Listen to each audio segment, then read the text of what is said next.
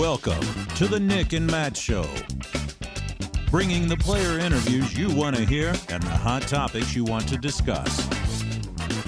Recording live in studio, here's Nick and Matt. What's going on, everybody? It is episode 94 tonight. Thank you for joining us on this wonderful Monday night. I feel bad because I'm not actually in studio anymore. I'm down in Virginia in my own studio that is yet to be fully built, but want to quickly say happy Father's Day to everyone out there that is a father and a fan of the show. We really appreciate you tuning in. And Evan's in studio with me tonight. Ben is in studio with me tonight. Matt, though, is not in studio with us tonight because Matt is on vacation, and everyone deserves a nice little vacation every so often. So he's out with his whole family out on vacation, but don't worry. Evan and I are going to kind of bring the show in the way that we would want to do it. You know, now that we don't have Matt here kind of controlling everything, we get to do it our own way, and Benny's going to jump in every so often. And I don't know, Ben, what kind of background you got going on tonight? I have Matt's background. Wow, what a guy. Yeah. That's about it. I'm the head pilot now.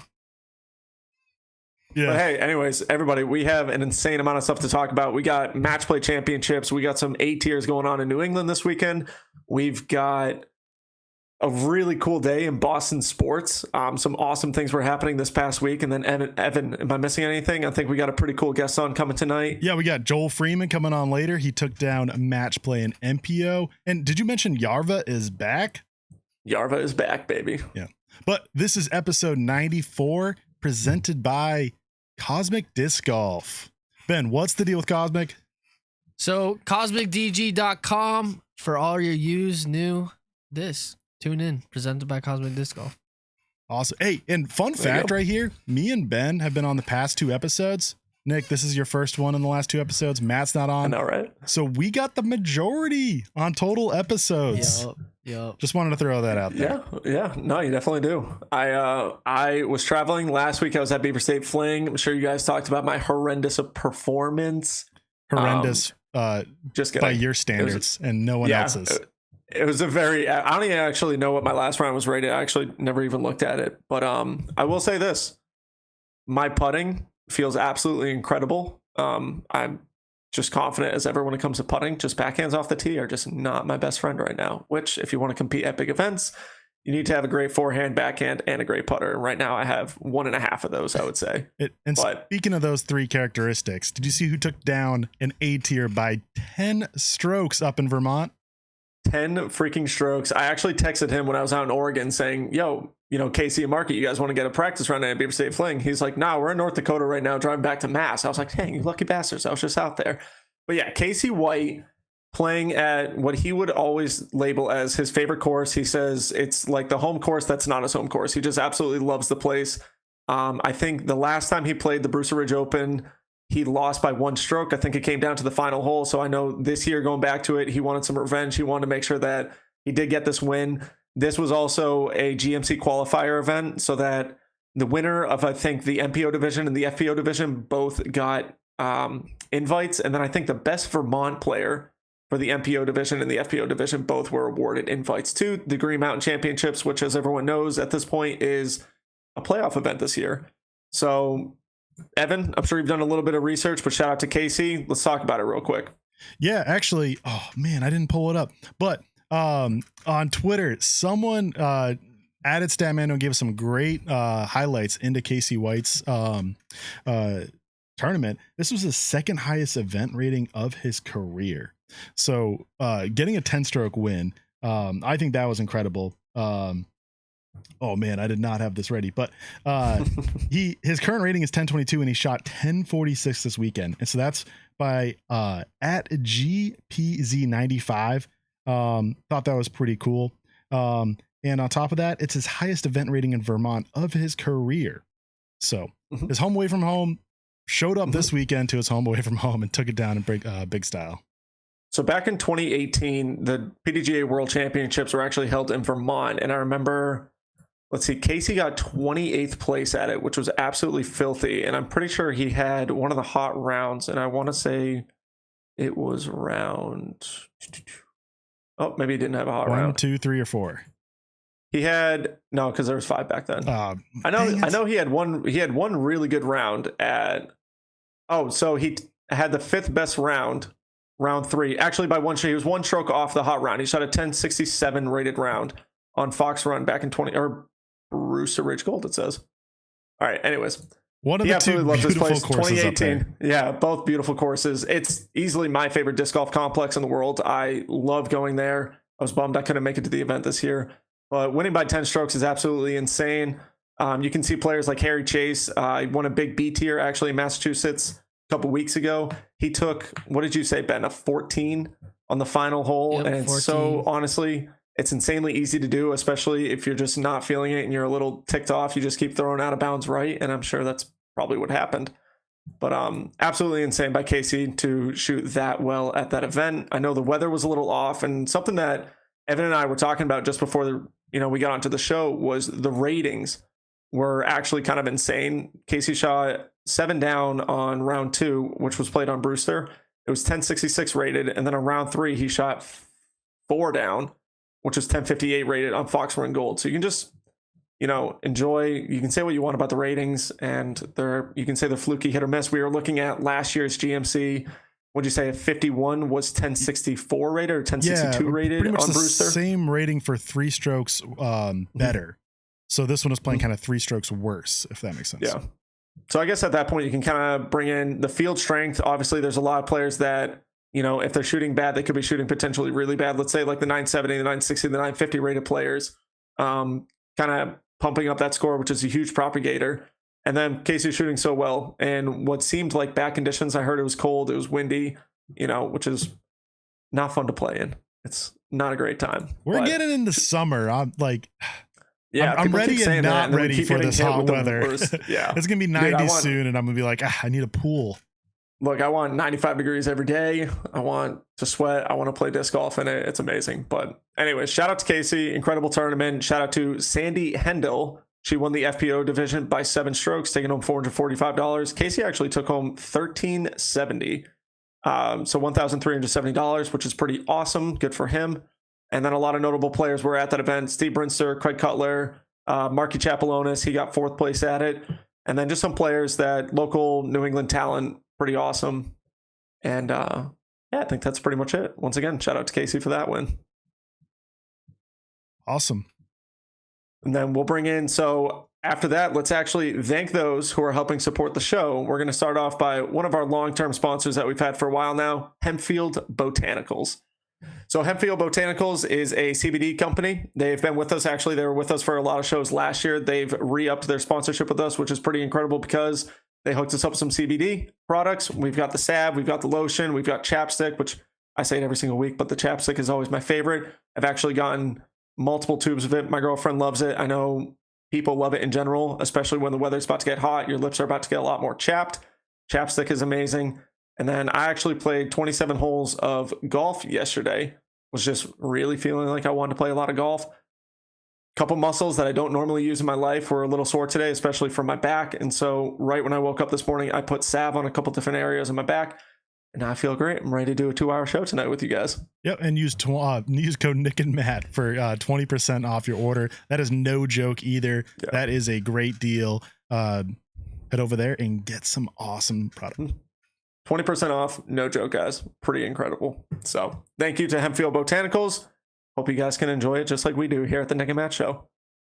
And I think now we shouted it out at the beginning of the show, but Yarva Disc Golf is back. Now, it's not the Yarva Disc Golf that I think we saw back, let's say, the 2014 European Masters, but we had an incredible event over at Yarva. It was a European Pro Tour, which I think is kind of their Disc Golf Pro Tour over on the European stage. Am I correct saying that, Evan? Yeah, it's a new Pro Tour. I mean, there's been ones in the past. There's actually used to be something called the European Pro Tour that is no longer running. There's the Euro Tour, I believe, which is the PDGA's tour over there. There's also like the Prodigy Disc Pro Tour, which is a Finland only one.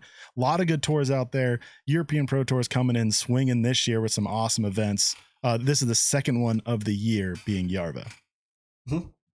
And I think one of the interesting things, we'll get into the winners in just a second, but Thomas Gilbert of Canada has played all season over here in the United States. He is over there for the next 6 or so weeks through the European Open, playing events every single week or almost every single week going up to that event where most players are going to go over just for a week or two. He's already there playing events. hitting this scene. I think that's super awesome. He finishes 7th this weekend, so that tells you what it's at. It's also no joke to win events over there. It's a great field, and getting into the winners. And here's the favorite part of the show for many people, me trying to pronounce European names, but Newt Vollen Holland takes it down by 2 strokes over Niklas Antila. We saw both of those in the United States most of the year, but Newt gets the victory over an FPO. We all know her. Kristen Tatar takes down the victory. It wasn't as easy as you'd think. This field didn't have Evelina Salonen, didn't have Henna Blomroos, didn't have Heidi Lane or Katie Tati. But Kristen Tatar was still in 2nd place going to the final round, was down 3 strokes, 7-stroke swing in the final round to win by 4 strokes, taking it down her last event in Europe before heading back to the United States, because she will be at the Preserve this coming weekend. Now, did she win the Preserve last year? Yes, I believe she won it in convincing fashion, if I remember correctly. Like gotcha. That's 11 what I or thought. 12 strokes. Yeah, exactly. So I know Kristen had taken a little bit of time off leading up to this European event. She went back to her home country, was hanging out there for a bit, came back. Like we said, it wasn't a win in a dominating fashion, but at the same time, if you're down 3 strokes to start a round, you end up winning it by 4 strokes, kind of that 7-stroke win. I think that's a huge confidence boost of, you still got it. You still got that kind of clutch gene in it. And one of the things that we did actually notice, Evan especially noticed it, was she was wearing an arm sleeve. And Evan, you've got a little details on that. Go ahead and give it to us. I'm going to call it elbow watch or something catchy like that. Yeah, right.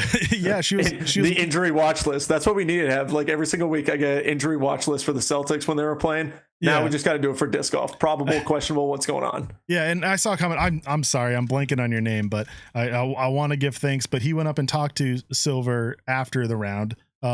And Silver was kind of giving info on what was going on and said that Kristen's just dealing with some pain in her right elbow. I think it was kind of constant, but very slight. And so she's just trying to take it easy, but wearing the sleeve helps her out during the rounds. And you see that with a lot of players nowadays. I mean, Simon kind of, I think, was the notable one dealing with this elbow injury, but he's not the only one nowadays. I feel like there's, a dozen or so players wearing arm sleeves, and Kristen Tatar is just the newest one of those to join the club. Yeah, I think anything to kind of, if you have that injury, and I don't know if you mentioned it, you might have. I was trying to actually find who posted it. I can't find it in our text messages, but it's something where Silver had said it's not getting worse by her throwing on it. And so I think, especially with that arm sleeve, compression sleeve, I don't really know exactly what you call them, elbow sleeve. And if that's helping her out to where she can still play at a high level, then all the power to her. I think she's a smart enough person. If it's something really serious, she's going to take some time off for it. But hopefully, I want to see Kristen back on that big stage here in the States, playing these massive Elite Series events that we have going on this year. Yeah, I think it's just more fun to watch those Elite Series when Kristen's in contention, battling it out with all the other best FPO players in the world. Yeah. So pretty awesome to see Yarva Disc Golf kind of back on the map. I'm excited to watch a little bit of coverage from that when I get some time.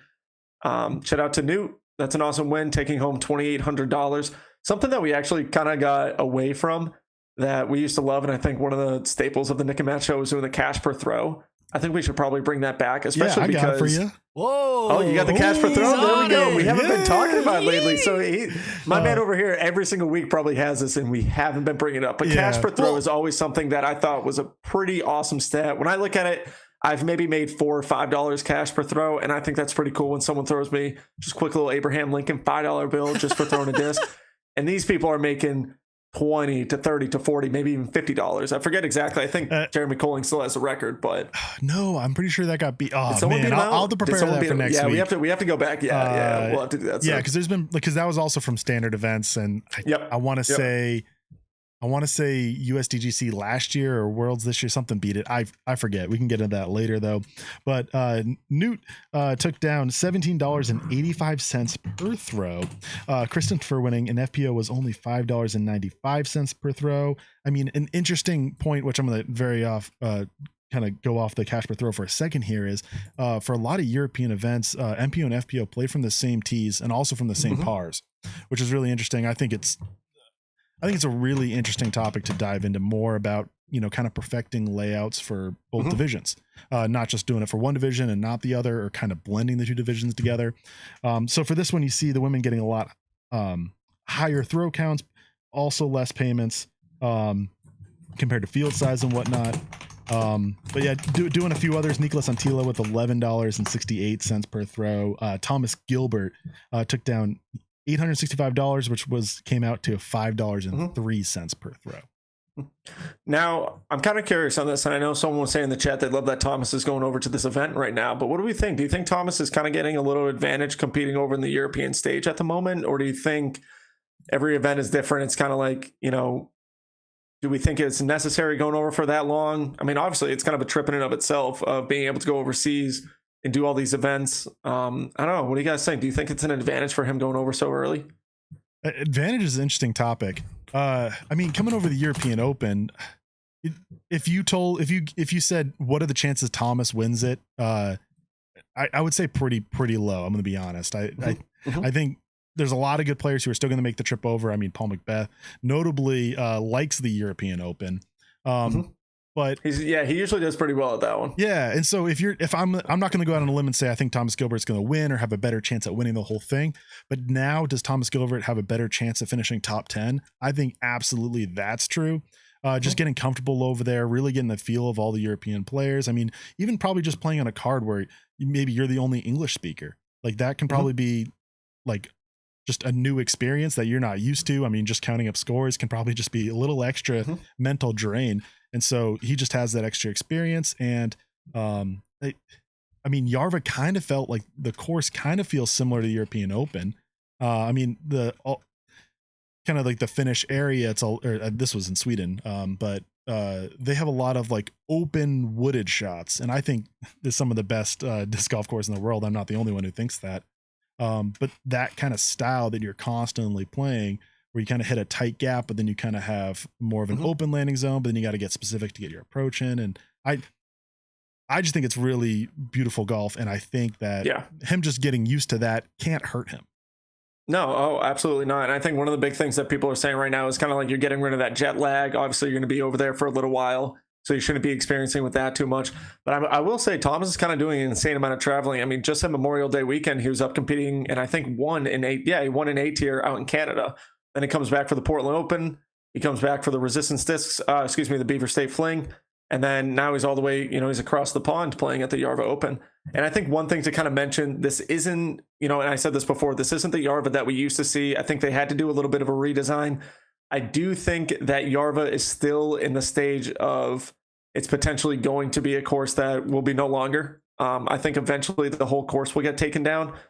But for now, they're still playing it. So pretty awesome. I mean, that used to be one of my favorite tournaments to watch way back in the day on post coverage, was the European Masters. I think just that European style of golf is just cool. One of the things that we like, we're going to kind of talk about course design later, but it's kind of like 6 wide open holes, 6 moderately wooded holes / open holes, and then you got 6 tightly wooded holes. I mean, a lot of European courses are like that. And the way that they shape their fairways and stuff through their trees is pretty awesome. So I think it's cool for Thomas going over to that event. I mean, we've seen New and Niklas over here in the States not performing to the highest, I think, capability that they wanted to over here, but still going back over, playing incredible disc golf, making some good money with it, and I guess being closer to their homes. I think this is pretty cool. We've got some awesome Elite Series events coming up too. And then, over the pond, we've got some incredible European events coming up as well. Yeah, and just to quickly preview what Thomas's schedule is, he's playing the Nokia Open this weekend. Then he's playing the Baltic Disc Golf Championships. He's playing the Tuni Open, then the PCS Sula Open, and then the European Open before coming back and immediately playing D-Glow. So he's got quite the schedule in front of him. Yeah, man, that's a stacked schedule. I remember playing I did 4 B tiers in 2 weekends, all in Massachusetts. One of them was in Maine, but pretty much all in Massachusetts, and I was freaking beat at the end of it. I can't imagine traveling to this one, then traveling to this one, then traveling to that one, then traveling to this one. I mean, what these pros do for this amount of travel is kind of insane. I remember actually flying out to Portland, and to start out, I was waking up at 4:30 or 5 in the morning every single day because my body was thinking, it's 8 o'clock now, it's 7:30, it's 9 o'clock potentially, and it was just wild. That amount of travel and the players still going out and doing it, I think is pretty insane. But anywho, I think that's enough about the Yarva Open. Pretty awesome events. I know we have the Preserve coming up over at Kale Lebeska's Airborne facility, which I'm really, really excited for. It's going to bring Stackfield. And yeah, I think that's about it for those topics. Yeah, well, this past weekend we had a disc golf pro tour event. It was a non-standard, is the match play format, the match play championships, and this was the first time ever that we had. I mean, people argue about what this classification of this event was, whether it's an elite series or major or whatnot, but this was the first disc golf pro tour event in the state of Colorado. There have been events. There's a 303 Open in 2020 that was planned as a silver series. You know, unfortunately, we know how that one it got canceled. But here we are in Bailey, Colorado. This is in the mountains of Colorado too. It's not in the front plains of Denver or the other kind of big cities you see in Colorado. It's kind of in the mountain country, smaller towns. Sco Buffs, right? And this is like classic mountain course for Colorado. A lot of big bomber holes. I mean, you saw hole 1 and 12 because it's a 12-hole format.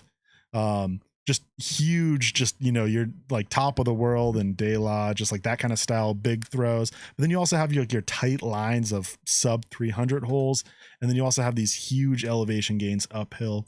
I thought it was incredible to watch, just such a different style of disc golf that we generally don't see on tour. No, it was awesome. I mean, it's funny because what they say the first hole was 690 feet or 619 feet. Do you remember exactly what it was? But I saw 2 videos of friggin' Joel Freeman almost parking the hole and then Aaron Gossage going pin high left side of it. I mean, dude, when you watch that video of Aaron Gossage, at least, you can hear the explosion that comes out when he throws it. Like it's very, very impressive. And I've had the pleasure of playing with Aaron before. Actually, I think it was round 1 at Champions Cup. And that dude just smashes. And it is simple, smooth, and powerful. It's kind of insane. But if people don't really know, when you go out to Colorado and you play in that elevation, everything plays a lot more stable than what you're used to. And so when I'm watching Joel shot, I actually just saw it earlier, and him getting a disc to actually just ride an Annie as long as it did and then kind of skip up towards the pin at the end of it is stupidly impressive. I haven't been able to throw out in Colorado yet, but last year when I went out to Utah, the elevation change was, for me, who's not a power player, was very significant. I was barely turning over flippy fairway drivers that normally, you know, around here I can actually throw as a roller. And those ones were like my dead straight shots. And you know what? Utah is, I think, like low 4,000s. This once you realize that you're in the mountains and getting up in altitude, I think it was over 8,000 if I'm correct. Either it was high 7,000s. That's pretty much double of what you played in Utah. And dude, I don't know if there's an understable enough disc for me to throw out there. Yeah, I don't know the exact the workings of how the change works, but I feel like it might be exponential, just like it gets that much harder. So many players are talking about this all week, how they're throwing their roller disc just off the drive and it wasn't even flipping. Also putts just drop a lot quicker. I think it's kind of interesting. That's what it seemed like. Yeah, I definitely noticed that in the putting. Yeah, which was kind of insane to me. Baseball fan, you'll hear of like Coors Field where there's a lot of homers. They just hit it a lot farther, and the ball goes farther because of the thinner air at elevation, and it goes farther because it has less air resistance. But then in disc golf, you kind of want that air to give it lift. So it's kind of like an interesting where the air is thinner, so it can cut through I was quicker. Gonna say, but it doesn't have that technically air giving the lift for it. And so in putts, that's what you want. That's what I was wondering, is like on a power drive, you know, if it's like that in baseball to where you hit the ball and it apparently goes further. I mean, technically speaking, if you were to do a distance competition on flat ground out in Colorado, would that be better than doing it on flat ground in Vegas or the desert where they do it? I don't know. I've played in Colorado many of times and switching back between New England and there. And the courses are also way different. So you can throw a lot farther just naturally. You're not playing in the woods as much. And I always felt like I could throw farther out there, but you definitely notice the stability. It's wild. And as you know, a player who's not in tune with my game as much as the pros, it's like, even like they just, when they throw, they know what the disc is going to do if their eyes were closed. And for, you know, an amateur, you play it and it's just like, it's almost like more mind blowing, but then also less mind blowing because you don't even notice it. It's kind of interesting, but I felt like I threw farther. Oh God. Yeah.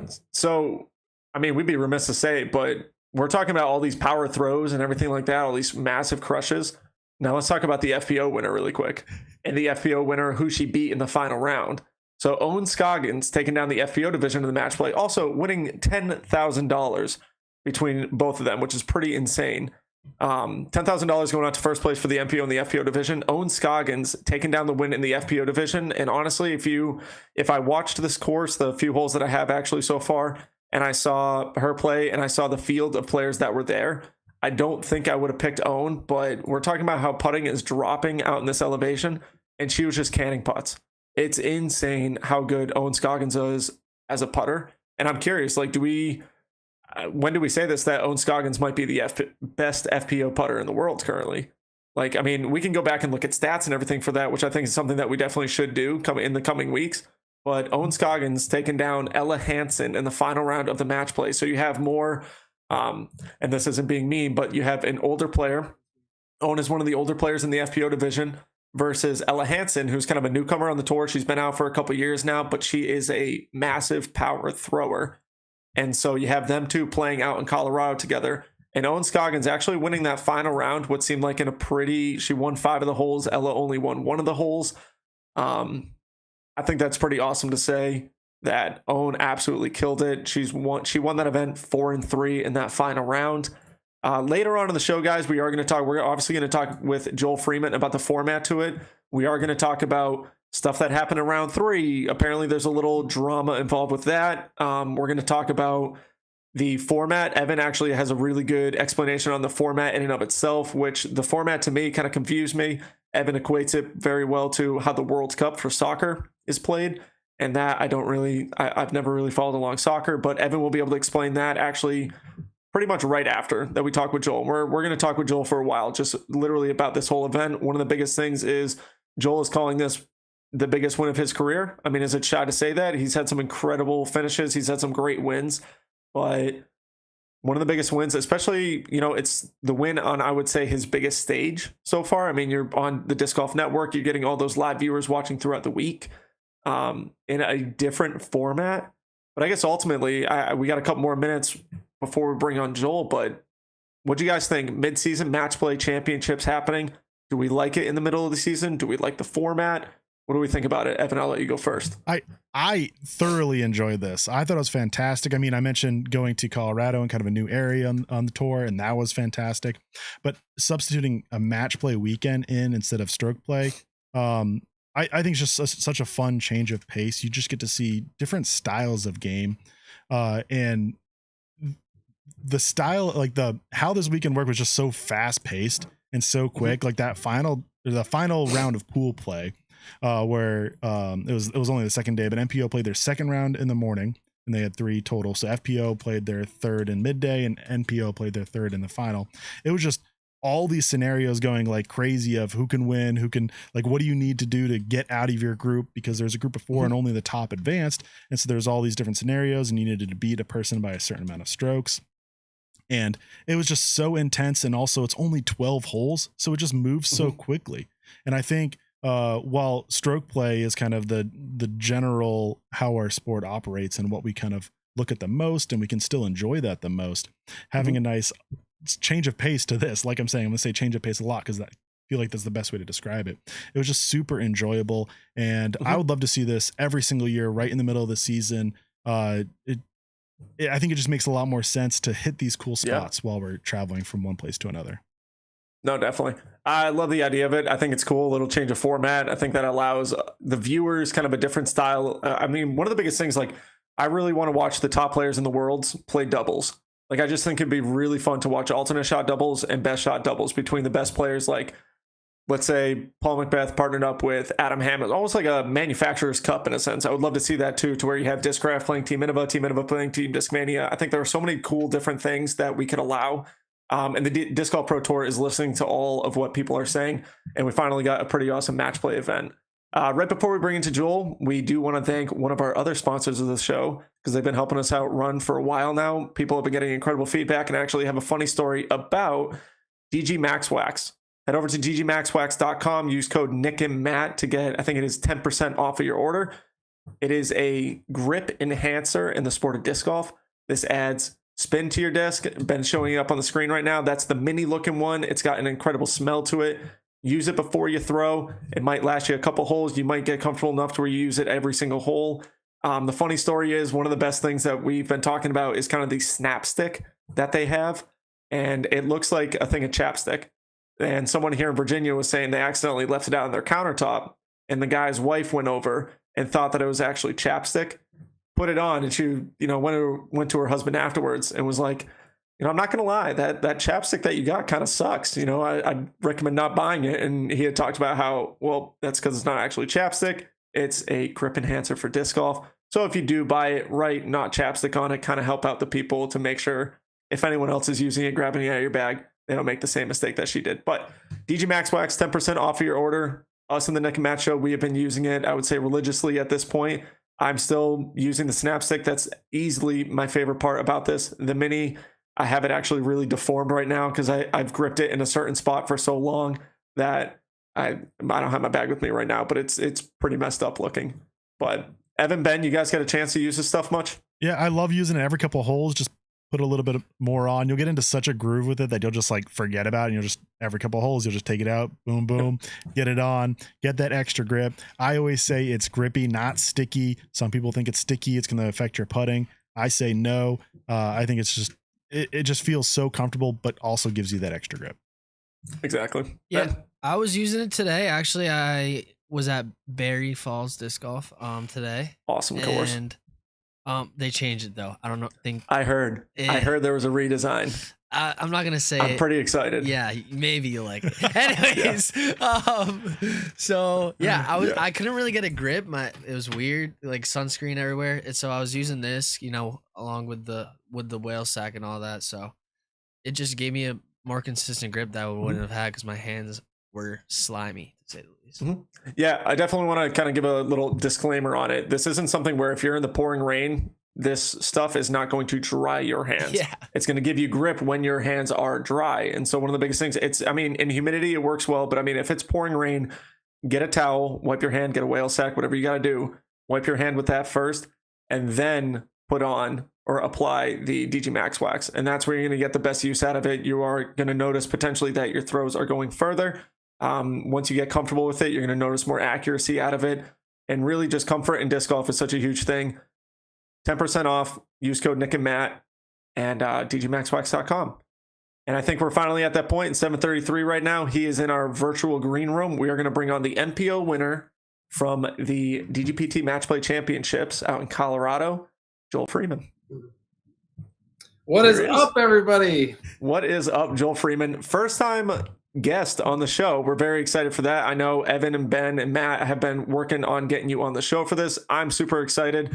Joel, how are you feeling right now after this big win? I'm stoked, guys. The Nick and Matt show is awesome. Thank you so much for having me. Thank you for everybody out there watching. I appreciate all the love, all the support.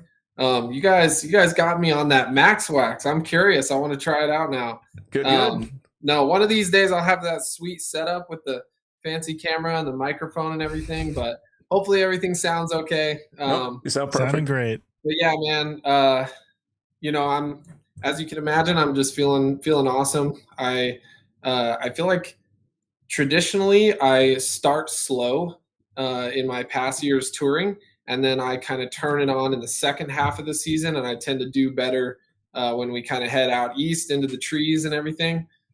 So this year has been very different. It's been a really strong start, and then my first win on the Pro Tour finally, felt like a long time coming, and I've been close so many times, so felt great to actually pull it off. So no, absolutely. Yeah, and this is in your home state of Colorado. PDGA location says Loveland, Colorado, which is on the Front Range. So you just got to have a short drive into the mountains. What did it feel to win your first Disc Golf Pro Tour event in your home state? Yeah, it was crazy cool. I don't know if you guys, I haven't actually looked this up, so somebody's got to fact check me. Is this the first time that the Disc Golf Pro Tour has been in Colorado? Yeah, I just said Evan it will tell you yes. a little bit earlier. So, The yeah, so there we 303 go. was scheduled to be in Silver Series in 2020, but it was unfortunately canceled. So this is the first. Okay, wow.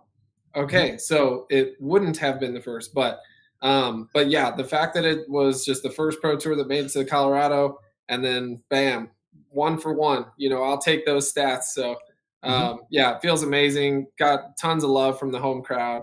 And, it was just cool. Even having Eagle there was just so cool. Eagle, played against him in my first sanctioned tournament I ever played. So Eagle and I go way back. My first breakout performance in 2018 Las Vegas Challenge. Eagle was all wrapped into that entire story. He ended up winning, of course. But yeah, it was awesome to see a bunch of familiar faces and be in a familiar place. Loving it. Very cool. Now, aside for, kind of being in the home state and everything like that, this is your biggest win out on the stage of the Pro Tour wise. Would you consider this the biggest win of your career in a sense, or because it wasn't a standard stroke play tournament, like how are your feelings on that? Yeah, no, I consider this the biggest win of my career just because of the stage. I mean, the payout alone, like that adds pressure, that adds excitement. It, just the disc, like you mentioned a few minutes ago, like Disc Golf Network, the live stream, just having Jeff Spring standing right there when I tapped in that last putt, looking over and seeing that Jeff Spring is watching me, win right here. That tells you this win is a big deal.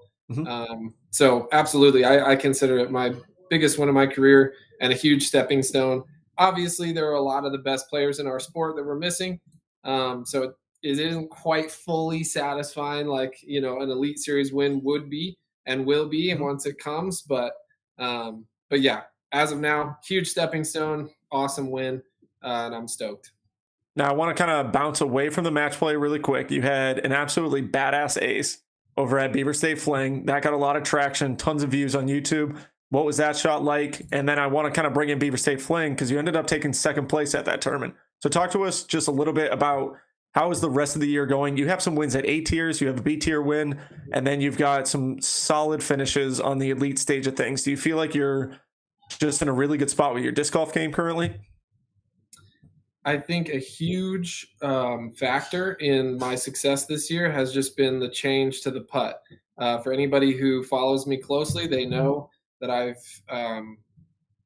think at this point I've successfully transitioned from a consistent nose down release on my putt to more of a flat to nose up. I like it to be a little nose up, and it doesn't always come out perfectly, but I'm a much better putter. Much better putter under pressure, much better putter in about every way you could think of it. So the year kicked off with my first event, B tier in Texas, and I shot a 1098, my career high in a sanctioned round. Went on to secure a couple different like early podium finishes at Elite Series events. And yeah, like you said, captured another A tier win, couple other good, Pro Tour finishes, several top tens, and a lot of coverage. And so I think a lot of the fans and people supporting me, kept telling me, hey, a win's coming. I think a lot of people could feel it coming. And so I guess you asked about Beaver State Fling. Yep. It's an amazing place to play. It's, it's a lot of people's favorite. And that final round, I just got into a groove, got off to a good start, started piling up some birdies and, stepped on. I had just made not a great upshot, but I made up with it, made up for the upshot by sinking just a nice 30-foot putt. Stepped onto that next tee pad, and I just felt like I had the perfect disc for the shot, super overstable Firebird, and I just felt like if I hit it hard, it wasn't going to go past the island. So all I had to do was just give it a full rip and get it to the island. And it came out clean. I felt like I committed to the shot really well, and just then the basket got in the way. Yeah, no, Yeah. that's perfect. So now you took a little bit of time off of touring, and correct me if I'm wrong on this, but I think, COVID year happened, and then was it the rest of that year you didn't play too many events? I know there was a little bit of time where we didn't see your name at a lot of events, and I think you were pursuing a job outside of disc golf, and I could be totally wrong in all this. I feel like this is what I heard, but bring us kind of your comeback story back into disc golf. Yeah, sure. 2018 and 19 were my first 2 years on tour. Things were going well. Again, I mostly showed strong performances in the second half of each year. in 2020, things were getting serious with my fiance, and so it was time to get married. And beyond that, she had owned her own flower business. So she actually was a flower farmer and designer. So she would take flowers literally all the way from a seed all the way to somebody's wedding, into amazing, like, Okay. elaborate arrangements and stuff. She had owned that business for 3.5, 4 years or something. And so between that and the wedding, um, it just felt like the right move to dedicate the year of 2020 to seeing what that part of her life and who she was all about, as well as just devoting it to our wedding and getting married. We got married in May, and then the second half of that year was just devoted to learning how to be married people.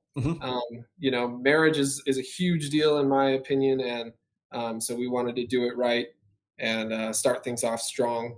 And so, yeah, crazy thing is, I had already made all that decision before COVID ever happened. So it Okay. ended up being this super kind of like happy accident, because 2020 went according to plan for me personally, which I feel so fortunate to say, because once I saw all that happening at Waco and just imagining myself on tour and having to handle all that, I just couldn't imagine. So I was feeling for all my friends out on the tour. And so yeah, once 2021 rolled around, Alyssa and I felt, she felt good about kind of closing that chapter and putting away the flower business, and then kind of shifting gears and coming over to my world and seeing what the tour life was like, and that part of my life and who I am. And so we kind of did a little trade in that way. And so we're really fortunate and blessed to be able to travel together. And yeah, we're in a position where I'm able to bring her on full time, just with me to support and help with laundry and making meals and all that good stuff. And so it's amazing Very cool. to be in a position where I can have her along with me. Awesome. Bringing it back to match play, what was your general thoughts on the format? I mean, the 12 holes, the style of pool play, one person advancing, just kind of everything grouped into that. How'd you feel about it? Yeah, to be honest, I've got no complaints. I love it all. Last year, I wasn't super excited about, getting knocked out the first round and just having to go home immediately. And so the fact that they gave us all, 3 guaranteed rounds, not only made for kind of a better use of our time, I think, but also, Evan, as you were explaining a few minutes back, some really exciting like scenarios to listen to on the final day. So I think that was a really good adjustment by the Pro Tour. I love the change of pace, just to see a little bit of a different format, a little bit of a different style from some of these players.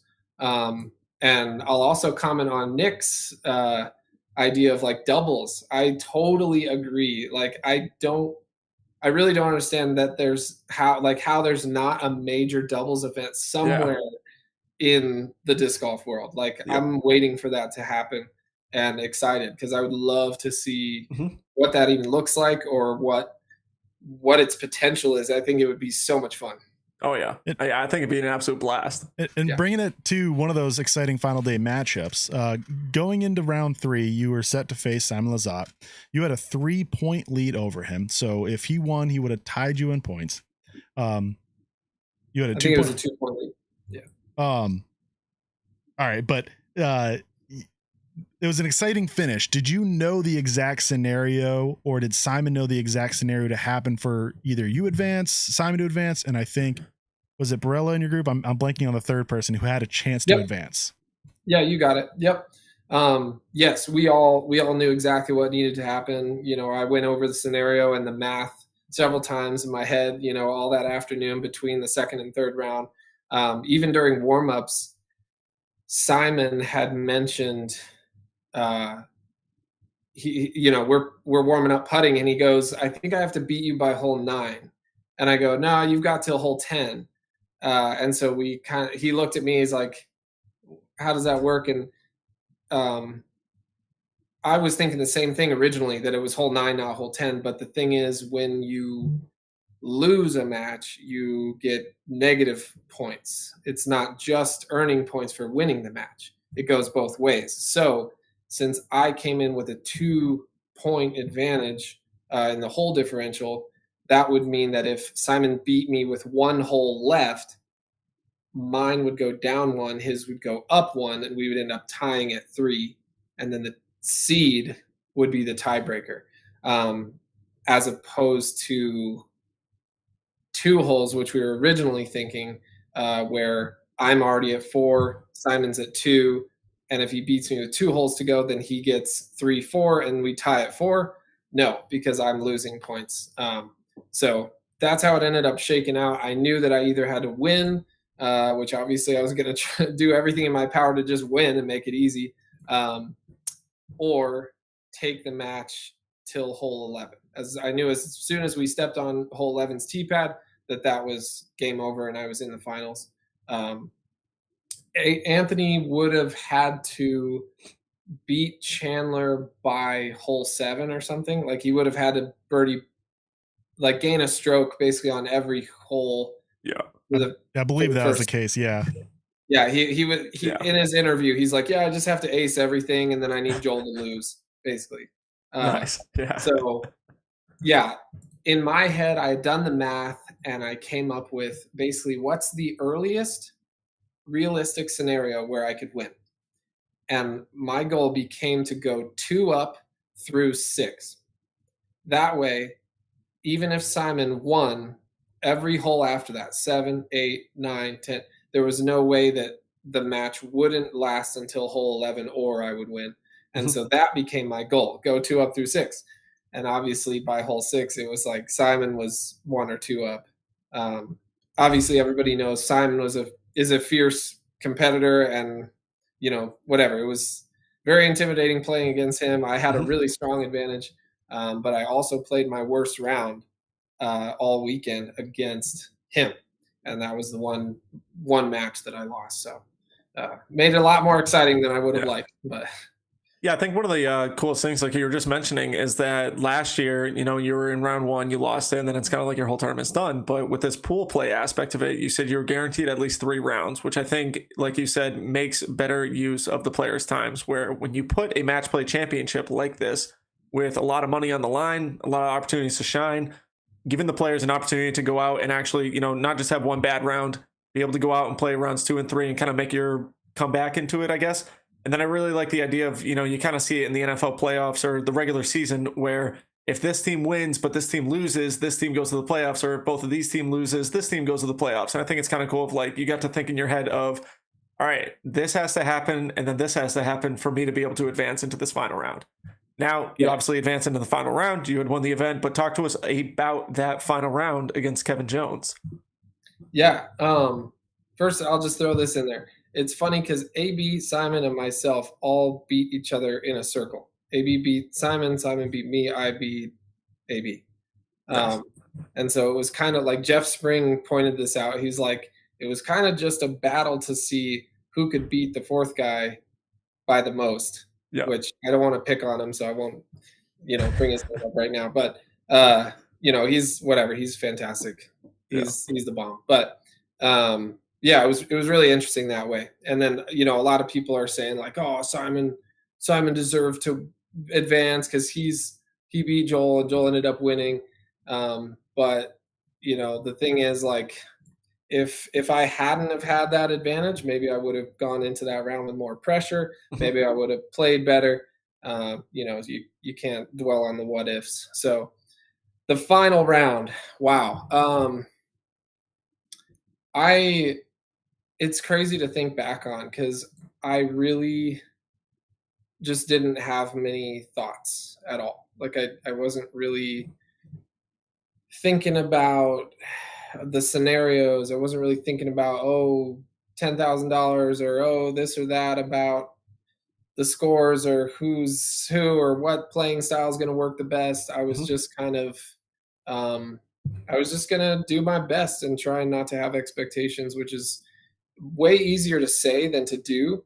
But I think I did that more successfully than I ever have before, and it was probably a big key to my success. Very cool. I want to go into hole 8. You had a 2-hole lead, or 2-point, however you phrase it. I'm not the best with match play. Yeah.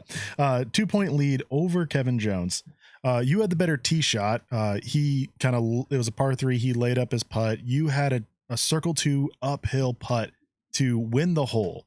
Unfortunately, hits cage, rolls to even further away. You tried the forehand, tried to throw it in, didn't get that one, and so kind of flips around and Kevin wins the hole. What was going in your mind as you were getting up to that first putt? Were you knowing you were going to run it, and then after that hole and Kevin takes it away, what was kind of going through your head then? Yeah. So, obviously I see Kevin miss. I know I've got an uphill bid, which is, safer to run than a downhill bid, for example. But I didn't know. I didn't know if I was going to run it or not. As I approached it, I quickly ran through the scenario in my head. I thought, okay, if I lay up, I can go into the last, 4 with a 2-point advantage. And then once I was standing over my lie, I look at the basket and it just looked so close. I mean, it was like 35 feet. So it's like, I do this for a living. Like I practice 100 of these every morning. Like what, this is not a big deal. Like I should just make this putt. If I wasn't feeling that confident, then of course, I might have just like set it under the basket if I was feeling shaky or whatever. Instead, the putt looked very makeable. And I figured going into the last 4 with 3 up on Kevin, that's like a really favorable scenario. That would be a huge deal and a huge positive for me. So through the putt, it came out pretty good. I was pretty happy with the putt. It's hard to get a putt that uphill to miss high, especially when you're at 8,000 feet or whatever. So it was a pretty good stroke. It was a pretty good putt, and it almost went in. So I feel fine about the putt. The other thing that was going through my mind was just that luck is inevitably a part of disc golf. Like you're never going to avoid that. Like it's a big part of our game. And so I just figured, I'm partially out of respect for Kevin. Like he doesn't want to see me like lay up a 35 footer that he knows I can make, that we both know I can, And so, I was just trying to stay aggressive. And I'm like, if the rollaway happens, and that's part of disc golf, and I'll try to make the comebacker, and that's that. Oh, that's awesome. I mean, everything I think about this event comes with a huge takeaway to it of this is something that the Pro Tour, I think people in years past have been wanting these bigger events, these kind of more thought about ones in the sense of every year they're trying to improve something. It seems like they improved the All-Star event this year from last year. They improved the disc golf, the Matchplay championships from last year to this year. So I'm curious kind of like what year 3 is going to bring with all these events. And then I think one of the huge takeaways of this was a $10,000 win at this kind of event. And for, I think, any person in the world, an extra $10,000 handed to you is a pretty awesome feeling.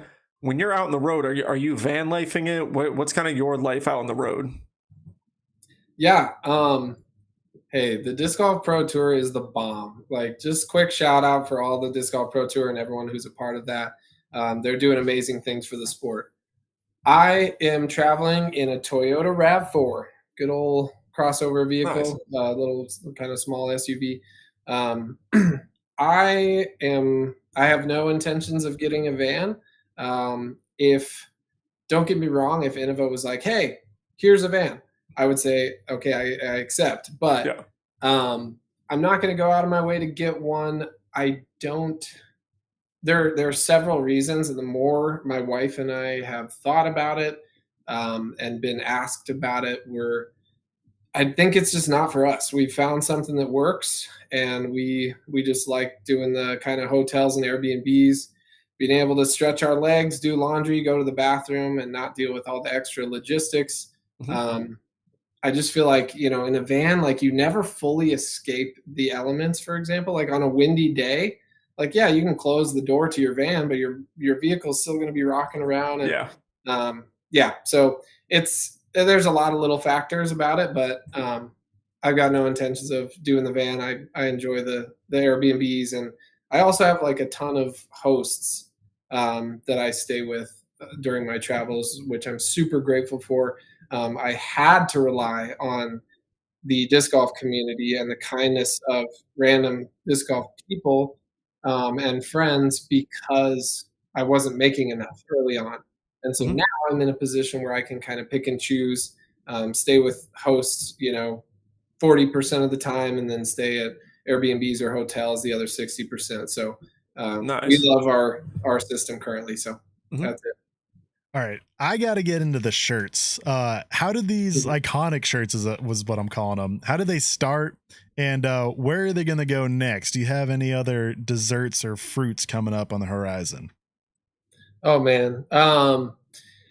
Wow. I think it just all started with my parents, who I posted a picture of them. They got to see me take down the win yesterday, which is just so awesome to have them there.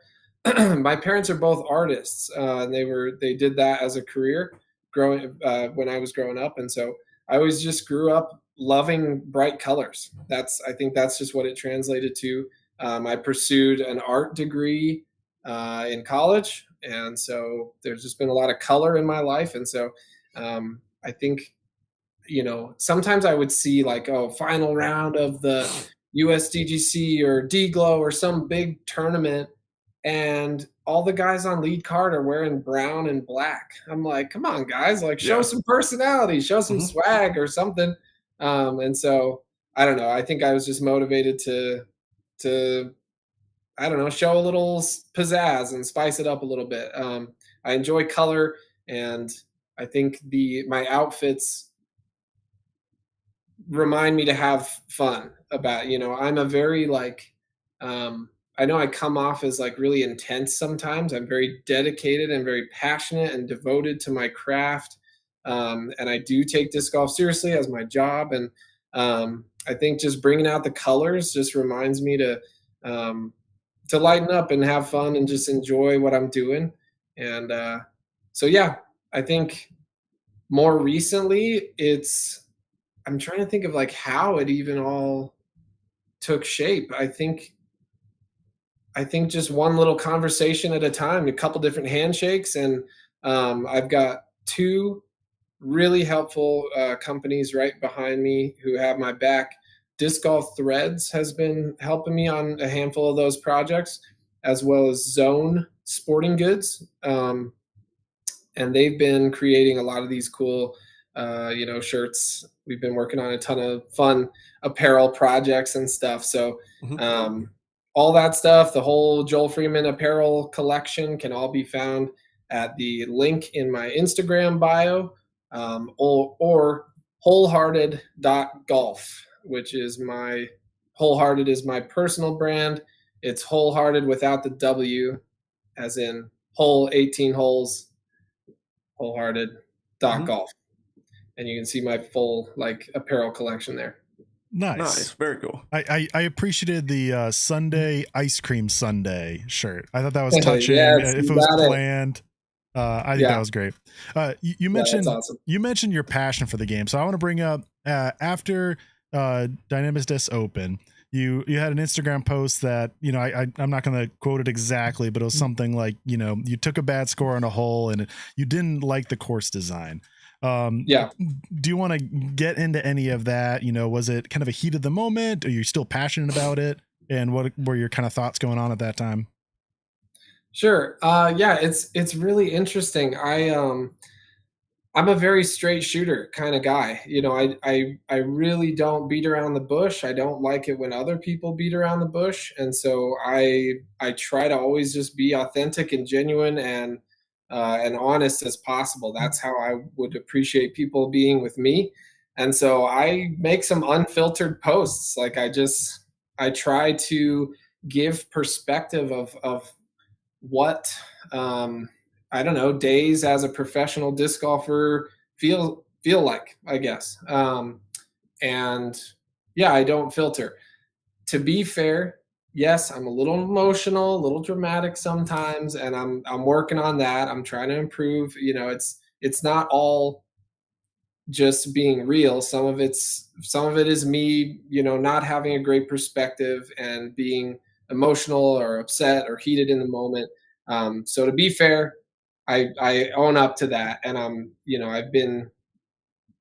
my attitude and composure are really important aspects of myself as a player, and it's a part of my game that I'm always trying to work on, just like putting, distance, forehand, whatever. That post specifically, it's funny because, you know, I looked back at it after a while just because it was getting so much like negative attention, and I read through it, and really, like, half or more of the post was really like positive. There was a lot of like, had a great day, threw some great shots, you know, love my job or something. You know, there was a lot of like positive comments, but I think human nature is just, if you read 10 sentences and 8 of them are you know, have a happy positive tone, and then 2 have like a negative or angry or sad tone, then you only hear the 2 and you miss the 8. Even though the majority of what I said was positive, that stuck out to people. I stand by the post. Like, I'm sorry if like that upsets people, but I think hole 14 at that course is a really poorly designed hole. I just think it's a really bad design.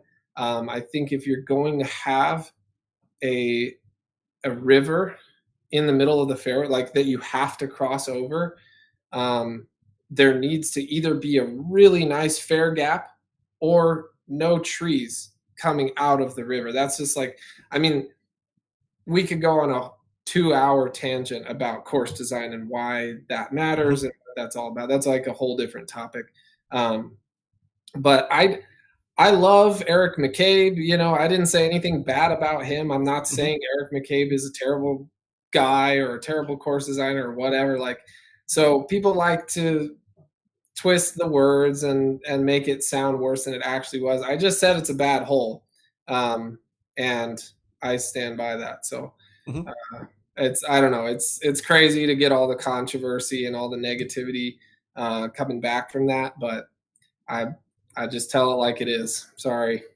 I think that's one thing that in disc golf we're so kind of involved in these players' lives. I mean, not a lot of other sports are players posting after every single tournament or anything like that they've played. And in disc golf, it seems like 90% of the players always have something to say about, you know, how their rounds went or how their tournaments went, whether it's a good thing or a bad thing. And I think kind of having that real personality of, you know, hey, that was a crap hole. I mean, there are plenty of those that are kind of out on the road, out on the tour at certain courses where it's just like, that's really not a good hole. It's not knocking, you know, all the people that put so much time. You know, you can have 17 great holes and you can have one bad hole, and so many people are going to notice that one bad hole instead of the 17 great ones, kind of like what you're just talking about. And I think no course is perfect, and it's not going to be perfect to every single player on the road. You might have a completely different style in your head versus Ezra Aderhold on what you guys think is good courses or good, you know, not good courses.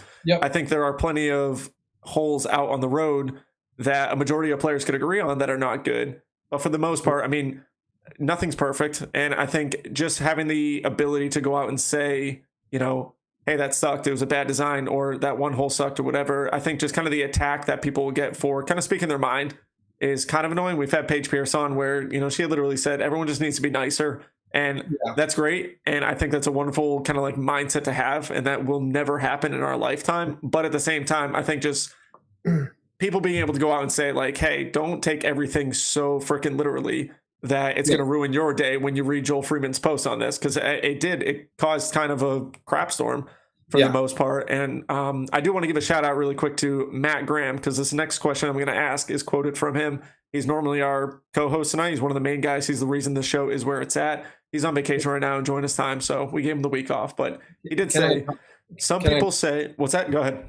Can I comment real quick? Yeah. Just wow, sorry, now I lost my train of thought. Backcourse design, people need to be nicer. No, just like you're saying, a bad hole is a bad hole, and at the end of the day, like, why am I saying that? Why am I including that in the post, right? Mhm. People's assumption is because I'm salty and I played bad and I want something to blame it on. That's fine. You're entitled to your own judgments and opinions, but the motivation behind a comment like that, at least for me, and I feel like probably for most people, is to help disc golf. Like it's to raise the standard for disc golf's future. Like it's to mark, hey, this is a bad hole. We don't want this kind of hole in our sport. Let's improve the game, take the game to the next level, and that's a good thing. Yeah. I don't know if I said that very well, but the motivation behind it is to improve disc golf as a whole. It's for the future of the sport. I think hope, that's where those comments go. And we can, design better courses, design better holes and stuff like that. I think one thing that a lot of people would kind of answer to is, well, look, if you're in a field of 100 players, everyone had to play that hole. But I think you can have a majority. I don't like that mindset. I mean, it's more like that doesn't make it right. And I understand the aspect of, yes, everyone has to play it. That does not mean that your opinion of it doesn't matter. You can have an opinion towards something, and you are a professional athlete who's entitled to an opinion. It's just funny when the professional athletes say something, it's like your opinion doesn't matter, but the opinion of the people watching you is what really matters. And so that's where it kind of gets dicey. Yeah, it's funny. It's funny you use the word dicey, because that is literally the image that comes to mind. I know the phrase dicey does not actually refer to the game piece or like gambling piece, but no less, I think of it like rolling a dice. Like literally, we're in a sport where the result of one's score should reflect the skill that you displayed that during your round, right? However, even if every person, 100 people, have the same dice that they pass around and roll, it's still random, the numbers that they're going to roll. Like, you could say, oh, well, everyone has to roll the same dice. Like that's fair. No, it's like, it's still based on luck. It doesn't matter if everyone has the same 1 in 6 chance of rolling a certain number. It's still chance, and we want to take, in my opinion, and this might even vary too. In my opinion, we should take as much of the luck factor, which is inevitable in the sport of disc golf, out of the equation as possible. We're never going to get it fully out. Luck will always inevitably be a part of the game, period. But anything we can do to mitigate that, I feel like is a positive. Yeah. Now I'm going to cheat on this last question because I'm stealing it, like I said, from Matt Graham himself, our major co-host of this production. Matt says, some people say you're never satisfied with your game or throws. Is this true? That's awesome. His words, not mine. So it's funny. It's like I get how I come off, and it's something I'm always trying to improve on. And people like to twist and manipulate, words, expressions, etc. I think that may have been true 5 years ago, maybe even 3 years ago. As of the last couple years, totally not true, not even close. Yep. I have a lot of shots I'm happy with. I have a handful, a lot of rounds that I'm happy with. I feel like my wife would actually be a great person to ask that question, because she has seen the transformation from never happy, really, never satisfied, to, hey, you know what? I'm going to give myself some credit. That was a good round. And so, again, everyone's entitled to their own judgments. it's fine. People can think whatever. Yeah. But absolutely, there are shots that I'm stoked with. Like, I know I'm a skilled player. I see what's happening in front of me. I know when I make a good shot. I know when I make a cool putt. I also know when I get lucky, and that's like a little less satisfying than pulling off a shot the way you intended. But yeah, I mean, I have a blast playing disc golf. Like, I'm not some crazy robot monster or whatever. Like, I'm a tender-hearted human, and I'm very imperfect. I'm very far from perfect. But yes, I enjoy disc golf. I love it. I love it so much, and that's why I've devoted, who knows, tens of thousands of hours to it. And I picked this as a living, as a career, because I love it so much. So Awesome. Well, Joel, do you have a few more minutes to play a game called Stat or Fiction? Of course, let's do it. All right, competitive man. I love it. All right, but before we get into Stat or Fiction, gotta thank the man himself and the company and the jerky, Double G Craft Jerky. I am going to open up my bag right now. Nick, do you have any jerky with you? I think I do in the other room. I'm going to save it for right now, though, because I'm pretty sure I am running a little bit low, and that's my perfect kind of like end of the day snack. But I think I have a got little bit the left. Sexton Sweet and Spicy. Matt hooked me up Phenomenal. and left a little bit in this bag. So I am stoked. This is my favorite flavor right here. You can use code Nick and Matt to get a free gift with your order. And what is the deal this week or month? So we're going to talk about, for a very limited time only, if you buy a bag of jerky, you will get 1 ounce bag of jerky for free. What's better than Double G Craft Jerky? Free Double G Craft Jerky when you use code Nick and Matt. So like I said, when you buy 1 bag, any size, I think it is, you get a 1 ounce bag of jerky absolutely for free. So code Nick and Matt. We want to see you guys using it. Double G Craft Jerky is a huge supporter of the show. His company, they are incredible people coming out with absolutely incredible beef jerky.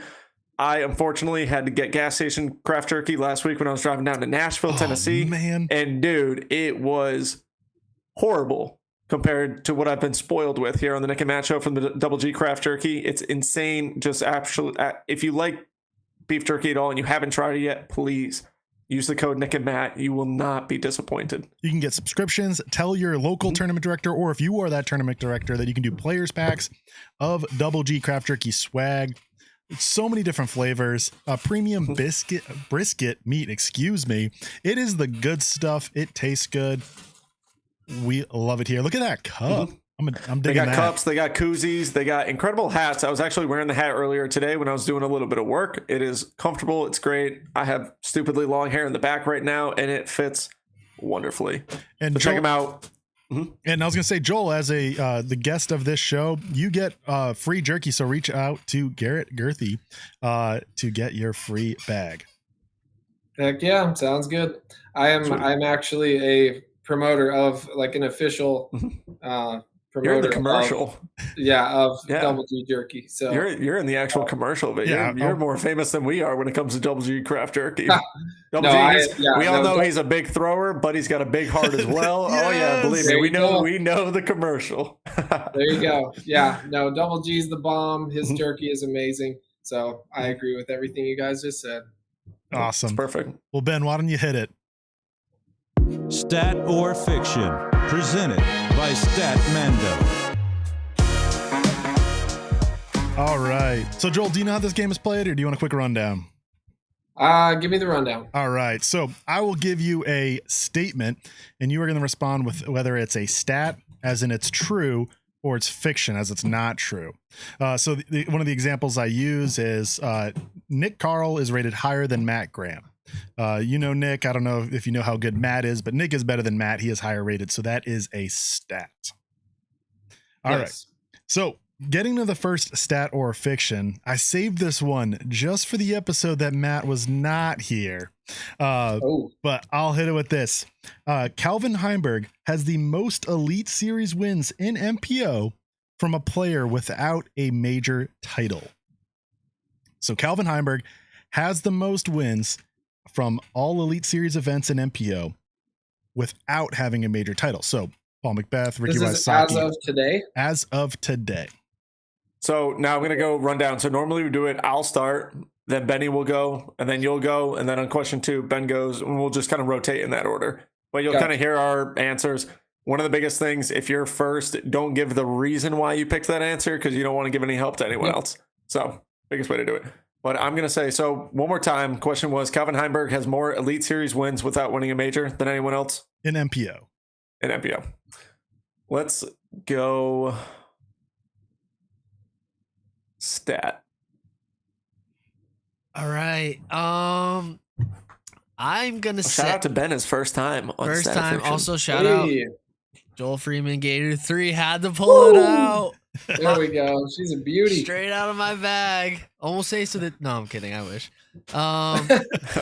You will. You will. One day. I'm gonna go fiction.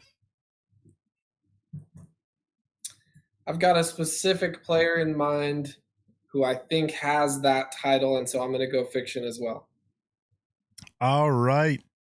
This is a stat. Oh. Before I get into it, I want to hear from Joel because now I'm curious. Who did you think same. had it? I want to hear your I was reasoning now. thinking Eagle. Oh, no, Eagle has a major. He won Kona But he's got a Piste. major. Ooh. Yep. Which one? Kona What am I Piste saying? in 2019, Oh. 2018. Mhm. It's one of those hidden years. majors. Not everyone Yeah. knows it's a major. It's easily forgettable. I'm not judging. You're not the only person to think that. But I am Dang it. here to spread the word that Eagle has a major title. My first instinct was that, and then I was like, no, it's got to be Eagle. I was thinking Eagle was still trying to chase down that first major. Mm-hmm. Dang it. Yeah, all good. So Calvin Heimberg has 6. Josh Anthon is in second, actually, with 5. Wow. And some people will say, hey, is Ledgestone counting? It is. And even if you say, hey, that's only half a win, that's still a half a win more than Josh Anthon. So I stand by that. Simon actually is also on the list with 4 now, right? So funny I might enough, have wrote that down. I wrote 3, but he's got 4 now, so he's still under 6. But so Simon has won Kona Piste in the past. Is that when it wasn't a major? that's when it was an A tier, which is tricky, Okay. right? Yeah, no. That's what I Very thought though. tricky. Yep. The evolution of the individual events. Dang. And I think he might have won one as a Disc Golf World Tour as well. And Disc Golf World Tour had some Yeah. majors, had some A Yep. tiers. So that's also tricky. Like USDGC was a Disc Golf World Tour one year. So confusing Gotcha. stuff. But on to the next one.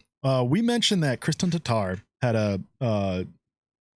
came from a 3-stroke deficit to come back into the final round and won by 4.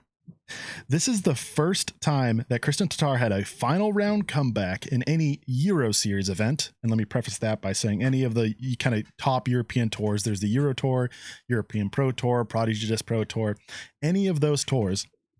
That is the first time that she has ever come back from a deficit into the final round to come out with a win.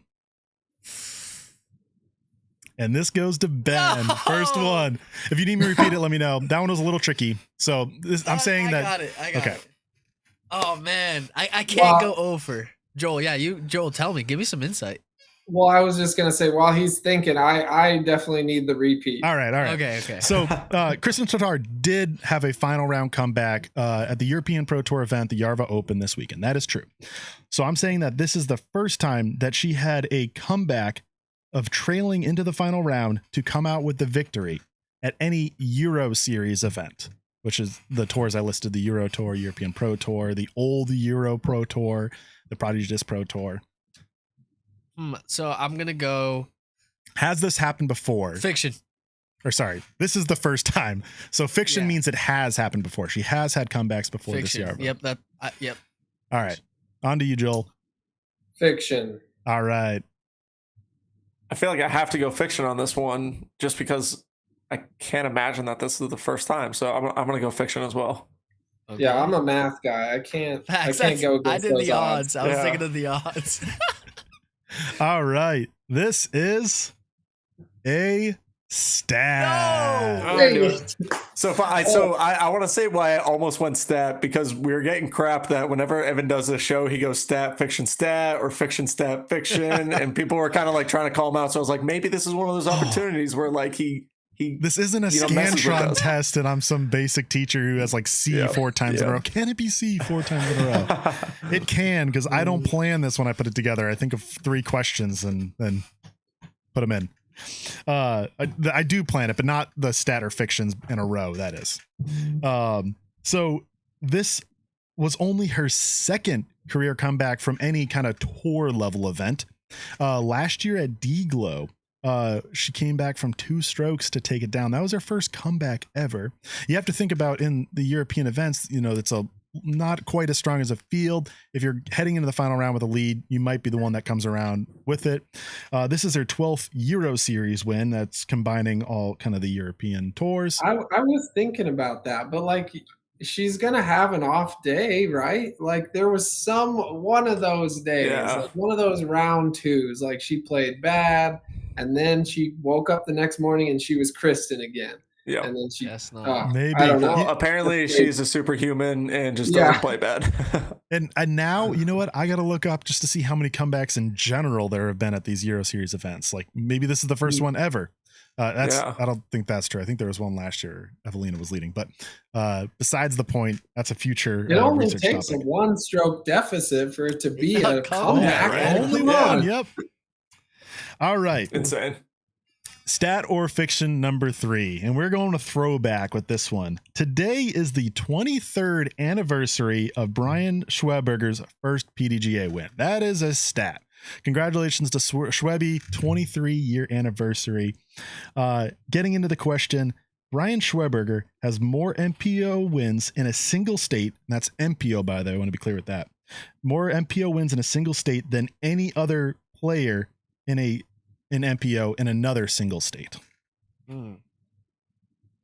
So let's say Schwebby has more wins in Maine than Paul Macbeth has in California, kind of thing. Yeah, just for clarification, it's probably not going to be Maine. No. I'm just using those examples. I don't want to give away what I'm actually thinking in my head, but totally. So because I don't know Benny's history, how much does he actually know about Schwebby? That's where I just know he goes like this. Yes, he does. That's all I know about him. Nothing else. So Joel, you got the box. So the way it's worded is Schwebby has more than anyone else. More MPO wins in a single state than anyone else has MPO wins in any single state. Fiction. So you're saying there's someone else who has more wins in some state than Brian Schweberger's best state. All right. I feel like this has been a similar question in the past. Ooh. And that's where I'm kind of like, I don't know. I'm going to say, so if I say stat, that means I think he has more wins in X state than anyone else does in another state. Yeah. Either X state you mentioned or any other of the 49 other states. Stat. I could play this, the annoying way and say fiction so that if I'm right, no matter what I win, but I'm not. I'm going to go with my heart on this one. Stat. So good job, Nick. You're a gentleman. It's funny you say that, Nick, because I'm doing the opposite. You have 1 point. I can't guess stat. This is I'm pulling the mat. You're that guy. I'm pulling the mat, Graham. I'm going fiction. Because remember, this is Ben's first attempt and it's Joel's first attempt, so you guys don't want to get skunked here. That would be stat though.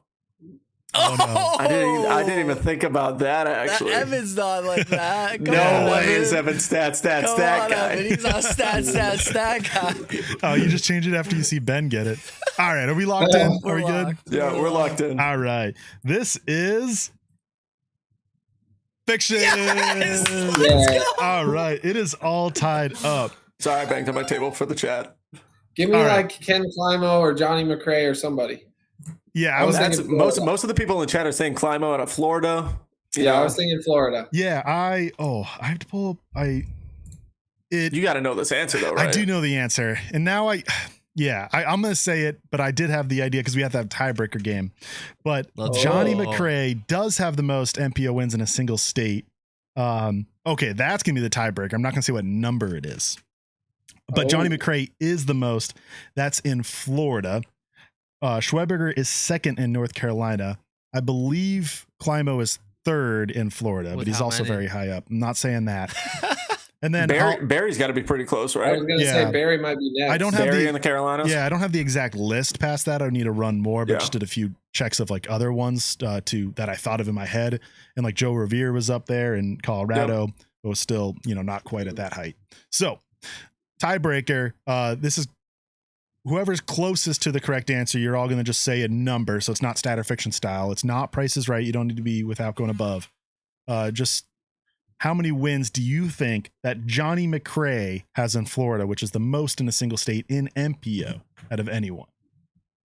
So we'll start with Nick, then Ben, then Joel. I'm assuming you're not going to tell us how many wins that Johnny McRae has overall, are you? No, you don't need that. No way. I need. No Then I way. gotta look it up too. I'm oblivious right now. I have no idea. All right. Johnny McRae in Florida In MPO. in MPO has 63 wins. And someone in the chat asked this. It is all tiers and it's all events. It does not count leagues, but it does count, national tours, A, B, or It C probably tiers. counts flex starts, right? Yep. I would assume because Yeah. that still counts as a win. Yeah, those would be C tiers or maybe a B tier. Yep. All right, my turn. Nick, what'd you have again? You said 63? 63. All right, I'm gonna write these down. I'm gonna go. Johnny McRae. He's a vet. He's a vet of the game. I'm gonna go 70.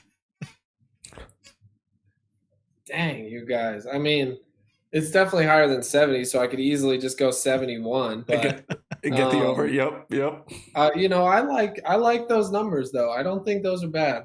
I'm gonna just, I'm a gentleman just like Nick, so I can't do the 71. Like, He's a My man. gentleman. Thank you. 70.5. Yeah. No. Give me just a solid 82. All right. Come on, Kurt. What are we feeling? Come on, I'm feeling 70. All right.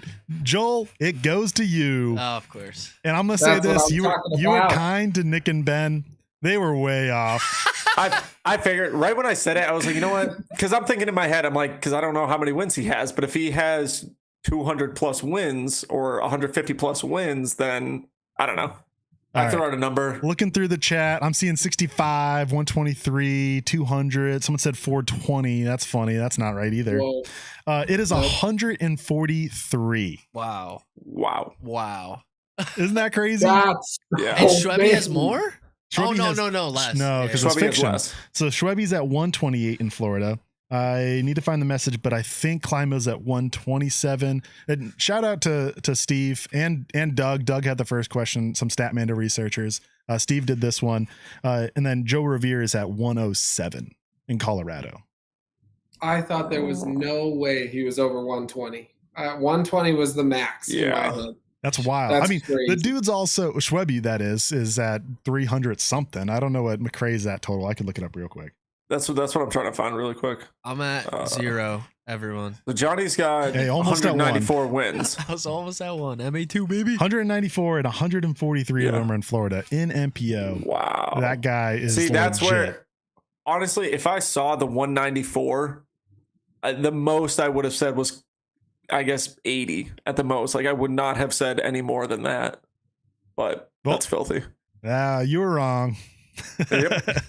In the most It polite happens. way possible, of course. Well, so Joel wins. Give him a point, Benny. Oh, yeah. Yeah. Yeah, there you go. Congrats, Joel. Thank you. That is a lot of freaking wins, though. Yeah, Holy Nick, you're cow. still just intense looking at that. Yeah, I was looking back at it. I'm just like, dude, that's actually filthy. I mean, Those guys Hey, are good. kudos to him. Yeah. Like, and- oh, yeah. and And just- they're OGs. Yeah, OGs. Yeah, Florida golf is no joke. Yeah. Right. But I will say, they I also get will to play say, all if year I, long.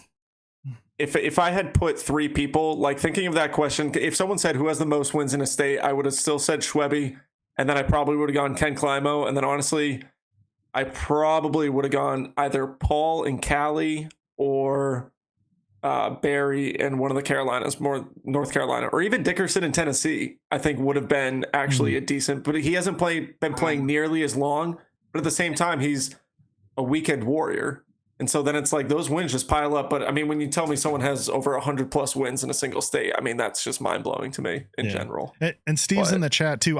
Apparently I might have had it wrong. It was 144 for McRae in Florida. But then Withers with 117 in Oregon, Steve Rico with 109 in California. Withers, that's a good point too. So these guys, like all local legends in their own right. And I mean, plenty of those are national legends too. So no doubt. Withers in Oregon is a big one. That's amazing to hear how many of those guys have over 100. That's wild. Yeah. Yep. Barry 102 in North Carolina. Oh, that's I appreciate it, Matt. I don't know if that's correct. That wasn't from Steve. Well, okay, hold on. I just want to clarify. Are we still talking strictly MPO? Or are we talking? Yes. Okay, we're not talking. So their total wins is whatever they've played in. But when we're talking about the answer, like what was Johnny's number? 144, someone said? Yeah, 144. That is strictly MPO. That's strictly MPO. And then if you go to their PDGA page and then it says, career events, career wins, that'll be any, open, age restricted, amateur wins. It'll be everything that they have in a sanctioned event. Yeah. Awesome. Well, Joel, we really appreciate you coming on the show tonight. Huge congratulations out at the Matchplay Championship. We're super happy for you. I'm glad we did eventually get a couple tough questions in there. I know a lot of people say we're a little soft in the questioning, but Matt's usually there to kind of break in those awkward ones. But I think Evan had a great question. Matt did from the chat. And so it kind of gives us a new perspective of you. It gives us a cool mindset of like where you're at just in your disc golf career, which I think is super, super awesome. We definitely look forward. I'm assuming you're going out to the Preserve. I'm actually not. Yeah, little curveball. Wait. Let me play a sound real quick. Where is it? I can never find it when I need it. It's the worst sound we have, so you don't need to find it. Here we go. And now for a Nick and Matt Show exclusive. So where are you going besides the Preserve? I'm taking a week off. I actually had 37 weeks straight lined up for this year, and so we ended up deciding to pull the plug on Preserve. Alyssa's sister just had a baby, so we wanted to get a little extra time with the new family member, and so we'll be right back at it next weekend. Out in Kentucky. So cool. Very cool. Well, best of luck to you. We really appreciate you coming on the show tonight. And if there's any way to support you, I know you had said there's a link for some apparel in your Instagram bio. Is there anywhere else like Tour Series Disc with Innova? What's up? Yeah. I mean, first of all, you guys are the bomb. This show is awesome. I love the Nick and Matt show. Thanks, man. I really, truly, deeply appreciate you guys having me. I'm honored to be here. Thank you, everyone, for tuning in. Thank you for your support, supporting me, supporting disc golf. Let me give you a quick shout out to all my sponsors. Let's see if I can hit them. Disc Golf Threads, Fisher Disc Golf, Infinite Discs, Innova Discs, Schaefer Sports Management, Ridge Roller, and Zone Sporting Goods. To answer Nick's question, you can go, that link in my Instagram bio is my website. So everything Joel Freeman related, Tour Series discs, apparel, special releases, anything. My YouTube channel, it's all there at that website. If you don't want to go to Instagram, you can go to wholehearted.golf. No W at the beginning of wholehearted, just whole as in whole one. Wholehearted.golf. You can find everything there. Thank you for visiting the website. Thanks for your support. Got some good stuff there. So have fun exploring what's going on. And yeah, anything else you guys got for me? I think that's it. Fantastic. I appreciate you coming on, Joel. Best of luck to you. We'll catch you in the next one. Thank you, everybody. Peace. All right. See you. All right. I Phenomenal interview. Yeah, totally. I got a quick stat just to drop about Joel's just rise. I mean, his top 10 percentage in Elite Series and Majors is over 30%. I think in like the last 4 or 5 years, it's like under 20 people. I mean, you got to think only so many people can make the top 10, but 30%, that's incredible. That's, I mean, almost a third of the time. His average round rating over the last 4 seasons he's played, and we mentioned that he did not play in 2020, but 2018, he was 1019. This is average round rating, not his player rating. 1019. 2019 was 1025. 2021 was 1029. So steady increase. But then in 2022 so far, 1037. So that's right there, an 8-point increase compared to kind of the 3 or 4 he was doing, just kind of shooting up that. And I think he's 10th right now in Elite Series and Majors average round rating on this season. So one of the first episodes I was on talking, Matt asked, who's going up, who's going down? I chose Caleb Visca going down, and I also chose, I hate to say it, Joel Freeman going down on the world rankings. And I am honored to say he has proven me wrong. Keep going, Joel. I know you're in the green room and you can hear me, but I know. Well, I know. I told Evan when we were talking about the Portland Open. I know when he said Joel Freeman, what was it, top 3 or top 5? I said top and 5. And Valerie winning it. I was like, dang, those are some pretty hot takes, dude. That's a lot to catch up. And then there was a point where Joel was potentially going to win the tournament. I mean, there was definitely, his percentage for actually winning it was going up at a certain point. And so, look, he's having a killer year. I've had the pleasure of, I don't think I've ever played with him, but I've watched plenty of rounds that he's played. I've watched rounds at Maple Hill where he's silky smooth in the woods. He's got great power. And then he was talking about his putt and the way that he's putting. I actually did notice that a little bit on a couple of his putts this past weekend, and it just looks smoother. So kudos to him. I think that's awesome. Trending in the right direction. You know what's crazy? I was fortunate. Final round MVP Open. Some of you know I was fortunate to caddy for Matty O. And Joel was on that card with Adam Neagle. And so it was really cool to get like my first up close experience Front row seat, baby. to the Joel Freeman show. And well, everyone, honestly, that was such a cool event to caddy for Matty O. But so I guess I know with the hat toss too. Yeah, the hat toss. I know Daniel from Texas had said, I'd be curious on the FPO answer to that same question, talking about who has the most wins in a single state. And I want to say, if I'm going to put an answer on it, Evan, you can look it up later, but I got to say it's probably Elaine King. I just got to say somewhere. Steve is in the chat. I'm going to shout it out to Steve. He gave me a bunch. I'm forgetting if he gave this to me or not. But Steve, if you are still watching and you can look it up quickly, drop it in the chat. Daniel will thank you. But that's all I got for right now.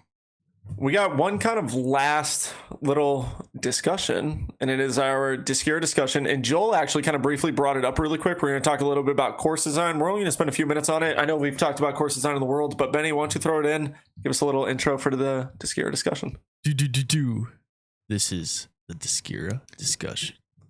I keep saying eventually we're going to actually make music to it, but for right now, we do not have it. Matt's just taking all of these vacations, and so it's killing it. Anyways, go to discuredg.com. If you use the code Nick and Matt, you get 10% off your order. Excuse me. And Discure DG is an apparel company in the disc golf world, utilizing kind of the UPF technology from other sports, bringing it into our sport, safer, comfortable. It's amazing stuff. Anyways, Discure discussion tonight, talking about course design. One of the things, Evan kind of tweeted it. It was a little bit of a hot take. We won't quote the tweet. It was a little hot. I'm not going to lie. Little hot for Evan on Twitter over there. But one of the things we were talking about was, look at that. One of the things that we were talking about just in general with course design is, we have so many different course designers in the world, whether it's in your local region or in the professional setting. When you talk about, I would say the most famous course designer is John Houck. And the reason I say that is because a lot of courses that are designed by him will literally say designed by John Houck. And then there's a lot of phenomenal courses that are designed by him. Nantucket being one of them, which is one of my favorite places to play whenever I actually get the opportunity to go out there. Harmony Bends is one that has been wanting to get on the Silver Series and Elite Series stage. We just keep hitting it in the wrong season, and so it keeps getting flooded out. That's not John Houck's fault. That is just, I think, just weather in general in that area. Mother Nature at that point. But then we also have different course designers. We'll take someone like Steve Brinster, was huge in designing the Fox Run and I think the Brewster Ridge layout up in Vermont for the Green Mountain Championships. Two of my favorite courses in the world. Avery Jenkins is a world-renowned course designer, does a lot with the disc golf park, and does a lot, actually helps out with the Paul Macbeth Foundation. Paul Macbeth is a course designer. He has 2 phenomenal courses down here in Virginia that he has personally designed from start to finish, and he's also helped redesign another course around here that is incredible. And Eric McCabe, notably for the Dynamic Discs Open, has done so much out there. But then you have your local people who are kind of either your local pros, your local MP40 players, or people who just have an incredible amount of land. They find disc golf and they're like, you know what, let's put a course on it. And so they kind of design it in these, you know, different neck of the woods, wherever they are.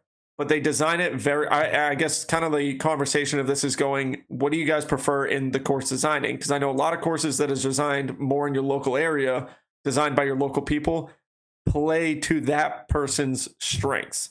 I would say 90% of the time when someone, like I could almost tell you who designed a course, like what kind of player they are, just by the way that the course plays out. A lot of lefty players will design that kind of slow turnover shot that slightly bends back, and then people will say, oh, well, it's a righty hole as well because it's just a righty hyzer.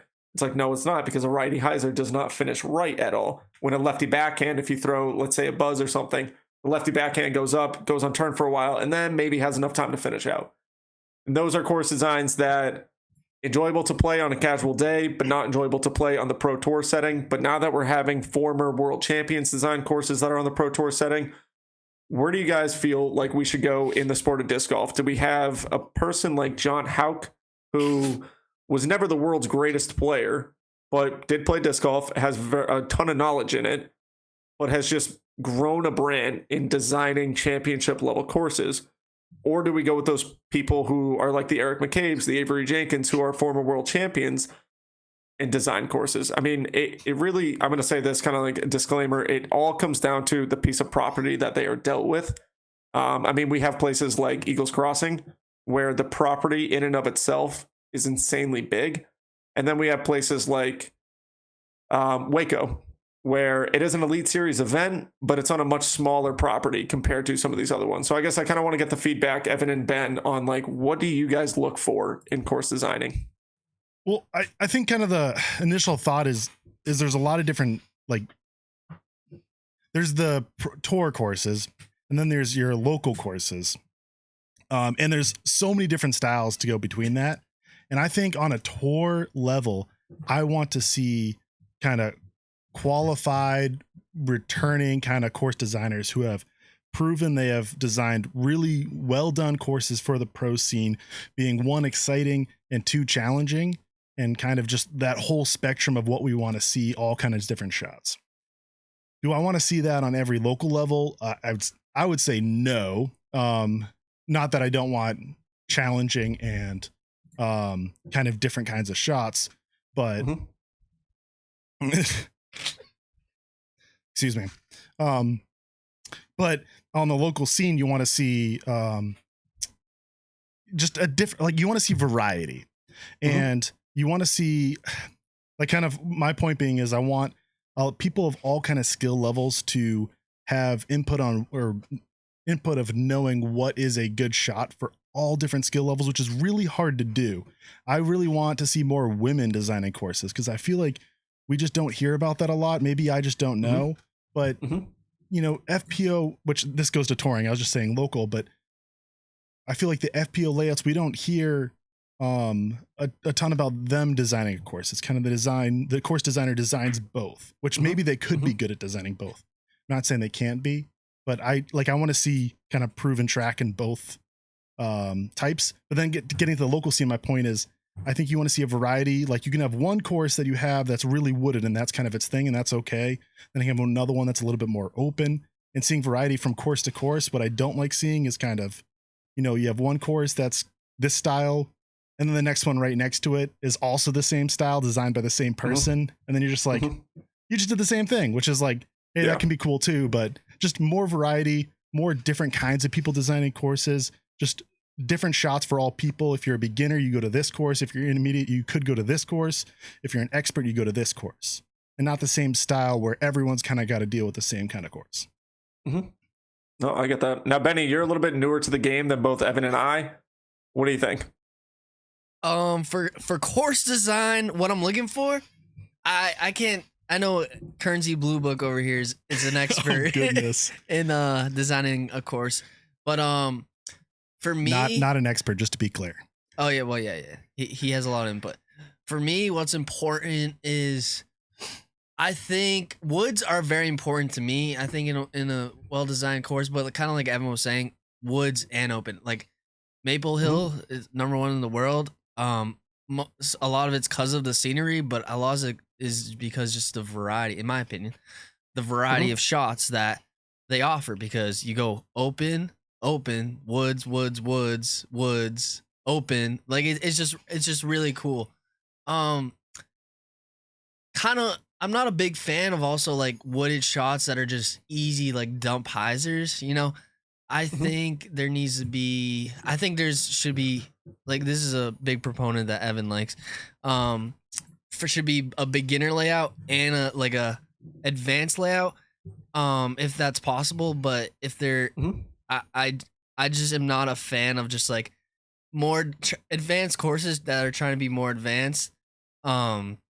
Just going in the woods and dumping a few like hyzer wooded holes, and then like calling it a day and thinking it's like fine and cool. But yeah, that's all I'd say about like course design I don't enjoy. Other than that, there's not much for me to complain about because like I'm not that great to complain about. Ben, you are good. Thanks. Ben is a killer thrower, and he's not a bad putter either. He's selling himself short. I'm working on it. I started last year. I shot -5 today at Barry. I just want to say that. Felt great. -5 at Barry. That's awesome. my record. Hell yeah, man. But- yeah, must not have been any wind. Yeah. there's a tad, but sorry, I'll say this. There's new holes in the woods. Instead of the big bombers, Nick, after 4 to like hole 4, excuse me, 1, 2, 3, and then it cuts hole off at 4 4. has 4 was a dog. I can't swear. Was a horrible hole. I thought that hole was. I'm sorry. I'm gonna do it. par That hole five? was dog shit. The No, par the five? par 5 is a good hole. Oh, The par okay. 4 is That's the hole one that 5. has 2 different lanes, kind of. Oh, No, yeah, excuse yeah. me. Hole 4. It's a par 3. It's a par 3. I got you. I just I know think it's a one. horrible par 3. And I'm not saying that it's too hard. Like I've deuced it multiple times with a forehand, and I throw sometimes a fun backhand on it. It's just not a good hole. It's not there very anymore, boring. so there you go. Exactly. It's one of those holes where like, you know, unless you really screw up your drive, that's when you'll bogey it. But for the most part, anyone in the world could take a 3 on that hole pretty simplistically or simply or anything like that. Like it's I agree. pretty straightforward. And But like the rare person with a 400 plus foot forehand will actually to it. Or if you're someone like Simon who can bend a backhand that far, can to it. yeah, and to your But, point hey. there is, I think we kind of saw it at the Beaver State Fling. A lot of people enjoy that course a lot, but it does struggle a little bit with scoring separation. And you can have some holes where either everyone's birding it or it's a little bit out of range and everyone's parring it, which I feel like at the pro level you don't see quite as much. But on a local level, I mean, that's one of the points I say is I don't like holes where I land 80 feet short and then I'm super easy layup. And I mean, we talked about the dump and run too, but Yeah. but that kind of idea where it's like, you know, I like it's so difficult for me to push the birdie and it's like under 5% if at all. And I want to see more like, you know, if I do have a great throw, I have a good shot at birdie. And I just think that's important as well, is having that scoring separation. Yeah, just like they just being fair. I feel like is the biggest thing.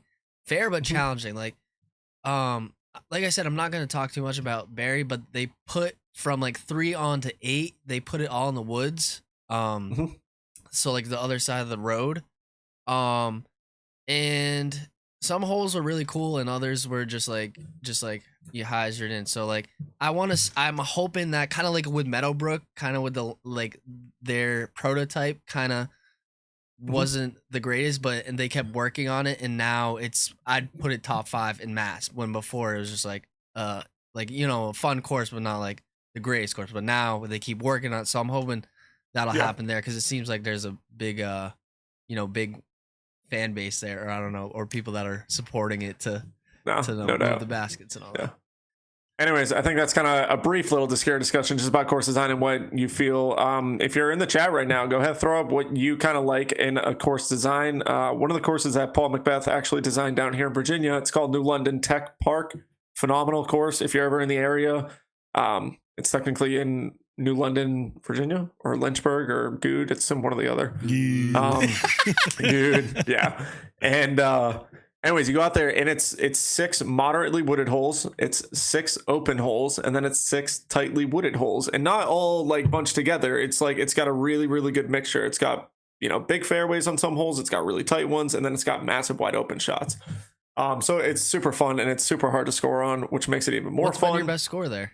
That's what I'm -2 on a casual score. No, I'm sorry, it was a money round. So we played straight up, no second shots. It was a money round, and -2 is my best there. But I will say this: that was an insanely good round. I mean, I'm happy with, to be honest, +2, +3 if I can do that, because that means I played pretty clean. There's a lot of out of bounds at it in the front, especially in the front 9. okay. There's a lot of areas to go I've out of seen bounds here and there. Yeah. But for the most part, I mean, the back 9 definitely scores a lot better. I like to shoot a couple down on the back, and if I can stay decently clean on the front, the biggest things is getting past hole 2 and hole 6 on that course, and then hole 9 is somewhat tough.